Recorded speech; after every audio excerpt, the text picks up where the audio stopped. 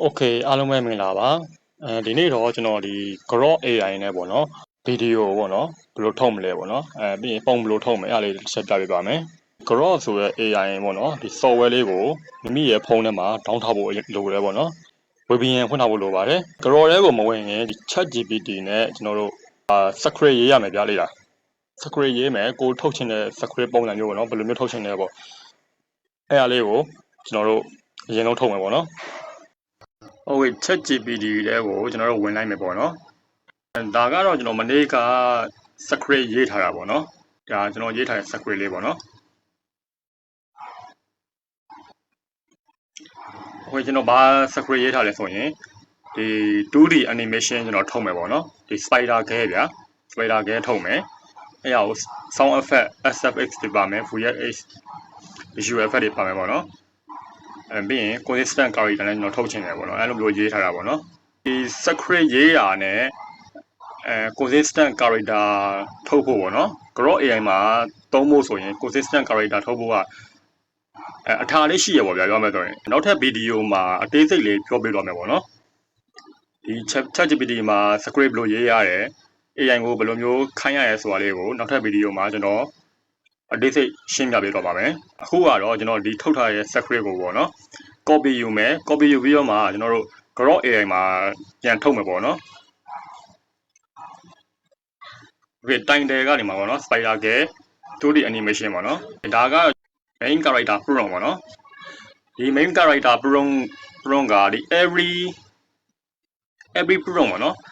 ဒီကိုထုံးမဲ့ဗီဒီယိုမှာအကုန်လုံးဒါကို copy ယူပြီးတော့မှခဏ copy ယူပြီးတော့မှပြန်ထည့်ရမယ်ပေါ့နော်အဲ့ဒါပြောချင်တာပါဒါကကျွန်တော် scene 1ပေါ့နော် scene 1ဆိုရင်ဒါက video prompt ပေါ့နော်ဘယ်လိုလာမလဲပေါ့နော် duration က6 secondဒါ video prompt ပေါ့နော် video prompt ဒီမှာဒါတို့ရဲ့ prompt ဒါ scene 1ရဲ့ဟောပေါ့နော် hero entrance almost ဆိုတာကဒါက scene 1မှာတို့ဘယ်လိုလာမလဲဆိုတဲ့ပုံစံမျိုးလေးတိုင်တယ်ပေါ့နော်ရေးပေးထားတာပြီးရင်ဒီမှာပေါ့နော်သူက dialogue ပြောရမယ်ပေါ့နော် dialogue သူပြောမဲ့ dialogue ပေါ့နော်ပြီးရင်ဒါ SFX ဆိုတာကြတော့ sound effect ကိုပြောတာဗျာဒီမှာကျွန်တော်တို့ဒီဘယ်လိုပြောမလဲရုပ်ရှင်တွေမှာမပါရဗျာမိုးရေကြတဲ့အသံတို့မြင်းခွာသံတို့ပါအဲ့လိုမျိုးပေါ့အဲ့ဒါကို sound effect လို့ခေါ်ပါတယ်ပြီးရင်ဒီမှာ VFX ပေါ့နော် VFX ဆိုတာကတော့ရှင်းပါတယ်ကျွန်တော်တို့ဒီ CGI ပုံစံမျိုးဒီ VFX visual effect ပေါ့နော်အဲ့လိုမျိုး effect တွေကိုပြောတာပါโอเคကျွန်တော်နမူနာတစ်ခုထုတ်ပြမယ်ပေါ့နော်ပထမဦးဆုံးပေါ့နော်ဒီ character image prompt ကို copy ယူလိုက်မယ် copy ဘယ်ကနေဘယ်ထိယူမလဲဆိုရင်ကျွန်တော်ဒီအစကနေဒီ main character ဆိုတဲ့အစားကနေပြီးတော့မှဒီအောက်ဆုံးပေါ့နော်ဒီ first talker ဆိုပြီးတော့အဲ့ဒီကိုယူပါမယ် okay ဒါလေးကိုနည်းနည်းဖိလိုက်ပါတော့ဖိလိုက်ရင်ဒီအစွန်းလေးကိုကျွန်တော်အောက်တွေဆွဲချလိုက်မယ်ပြီးရင်ဒီ first talker အထိကို copy ဆိုပြီးတော့မှတစ်ချက်နှိပ်ပါနောက်တစ်ခုကဘာထပ်ယူရမလဲဆိုရင်ဒီ scene 1ပေါ့နော် scene 1ရဲ့ဒီကောင်ပေါ့နော်ဒီကောင်ကနေစပြီးတော့မှဒီ visual effect ပေါ့နော်အောက်မှာရှိတယ်အဲ့ဒီကိုယူမယ်ဒီစာလေးကိုဖိလိုက်မယ်လက်မနဲ့ဖိပြီးတော့အောက်ထိဆွဲမယ်ဒီ cartoon sweat draw ဆိုတဲ့အထိကို copy နှိပ်မယ်ပေါ့နော် okay copy နှစ်ခုယူပြီးပြီပေါ့နော်နှစ်ခုယူပြီးပြီဆိုရင်ကျွန်တော်နောက်အောက်ဆုံးတွေဆွဲချလိုက်ပါအောက်ဆုံးတွေမှာဆိုဒီမှာဆိုဘာပါလေးလဲဆိုရင်ပေါ့နော် narration prompt ပါပေါ့ narration ဆိုတာကနောက်ခံစကားပြောတာပေါ့နော်ဒီ cartoon ဇာတ်လမ်းမှာနောက်ခံစကားပြောဘယ်လိုမျိုးပုံစံသွားမလဲပေါ့နော်အဲ့ဒါလေးပါမယ်ပြီးရင်ဒီအောက်က background music ကဘယ်လိုမျိုးဟာပါမလဲပေါ့နော်ဘယ်လိုမျိုးဟာထည့်မလဲဆိုတာဒါ AI ကတစ်ခါလေးထုတ်ပေးထားတာပေါ့နော်ပြီးရင်ဒီမှာဒီကလည်းအရေးကြီးရပေါ့နော်ဒါလေးကအရေးကြီးဆုံးပဲဒီထက်မှာဒီ color style note ပေါ့နော် color style note ဆိုတာကြတော့လူကဒီ scene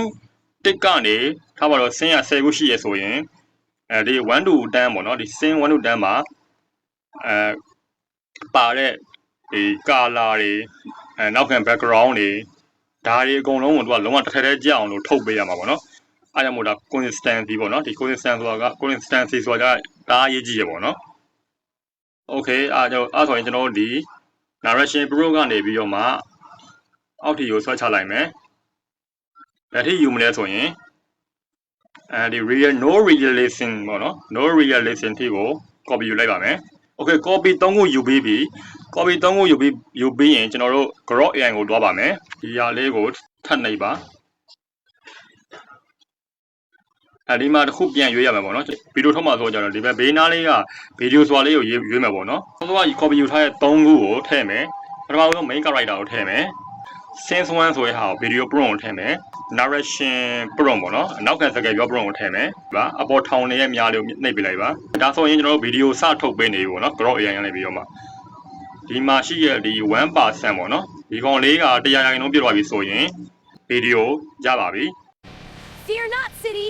Whoa, why is it moving? ဒီဗီဒီယိုလေးကတော့ကျွန်တော်တို့ထုတ်လာတဲ့ဗီဒီယိုလေးပေါ့နော်ဒါကတော့ကျွန်တော် ChatGPT ကနေပြီးတော့မှဒီ Sense 1 prompt ရဲ့ဒီ main character prompt ရဲ့ပေါ့နော်ပြီးရင်consistency နောက်က background prompt တွေပေါ့နော်အဲ့ဒါရဲ့ prompt 3ခုကို copy ယူပြီးတော့မှဒီမှာပြန်ထည့်ထားပြီးတော့မှထုတ်ထားတဲ့ဗီဒီယိုပေါ့နော်ဒီ option မှာဆိုရင်ကျွန်တော်တို့ဒီရွေးလို့ရတယ်ဗျာကျွန်တော်တို့ဒီထုတ်ပဲဆိုရင်ဒါ free version မှာ6 second ရတယ်ပေါ့နော်6 second ရတယ်ပြီးရင် resolution က480ပေါ့နော်920တို့10 second တို့ထုတ်ချင်တယ်ဆိုရင်တော့ဒါက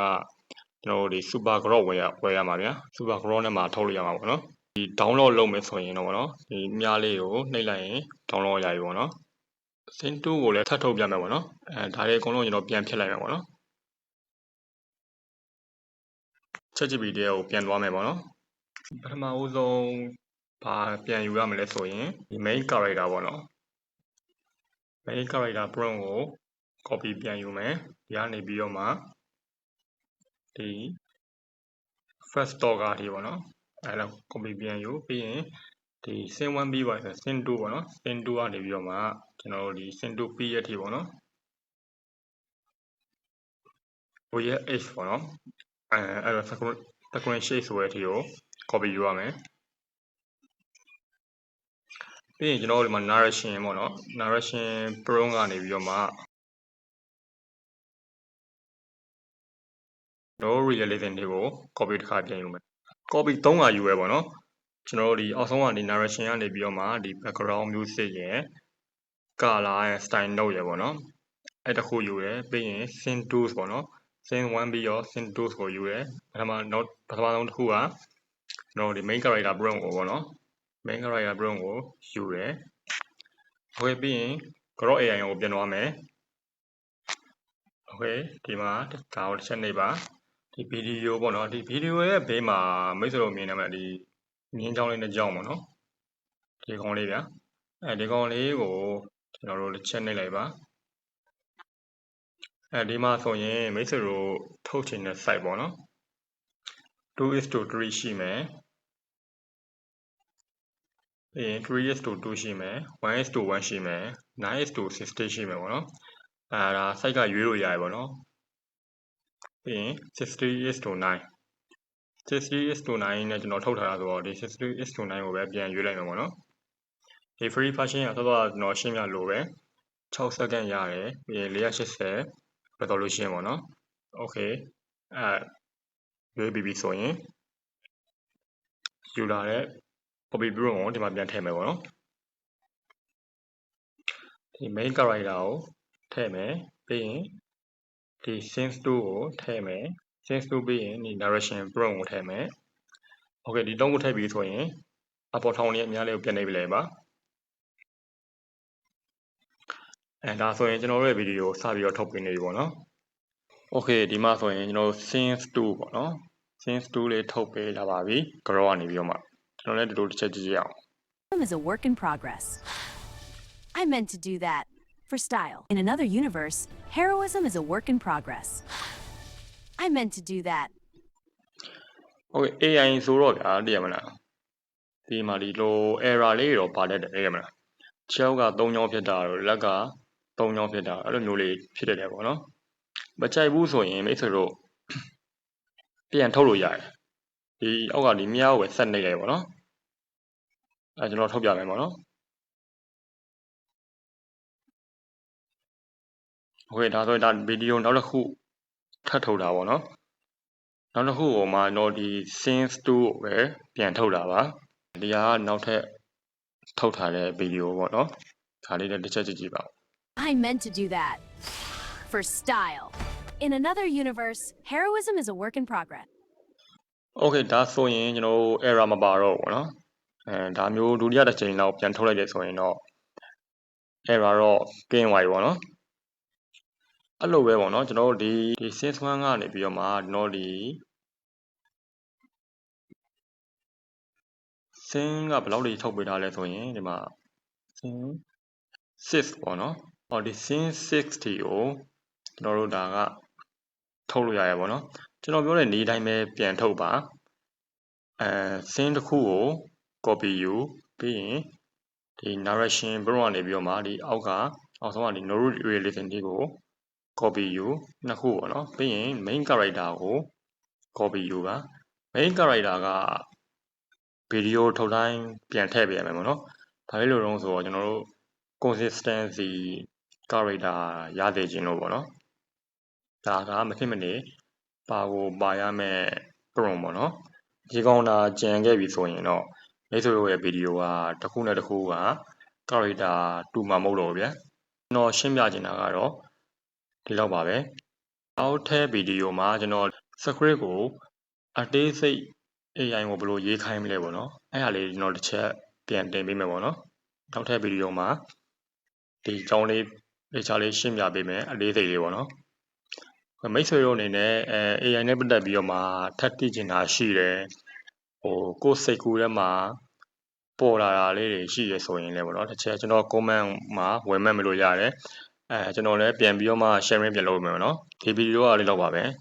နောက်ထပ်ဗီဒီယိုမှာပြန်ဆုံမယ်ပေါ့နော်